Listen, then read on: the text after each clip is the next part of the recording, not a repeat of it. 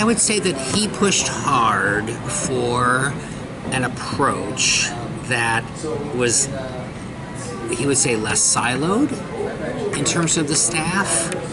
So, when I came on board, what the previous bishop did, and then what the assistant did, and what I did, they were all pretty sort of, there's a little bit of overlap, but a lot of separation, a lot of sort of siloing. Mm-hmm. And the hard part is some of it is technical. Some of it is stuff you have to learn and methods. So he's sitting here today even saying, here I am having to go find candidates for these various churches, and he never usually has to do that because his assistant does that, And so there are pieces that there are sometimes values to. We need to know each other's jobs to a degree, but what I really learned is that really the way to get out of silos is not that we do each other's jobs.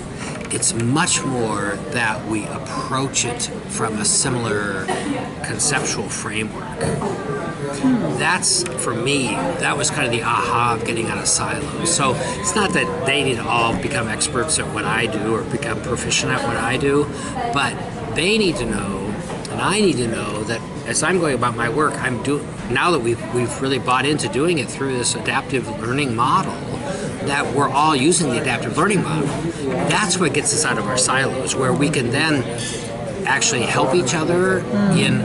Some of what we're experimenting with now is it might be in my area. Like my area also includes stewardship. Mm-hmm. So we're beginning to work with a stewardship listening effort that will lead to identifying adaptive challenges and then experiments with it.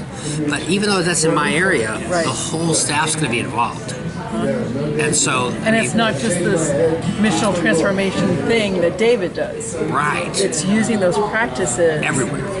That is so exciting. Yeah, that's what we're trying to do. Awesome. That's exactly what we're trying to do. We're trying to say that this approach of learning communities, listening and then learning communities and then experimenting is our approach in all of the work of the Synod. And that was our shift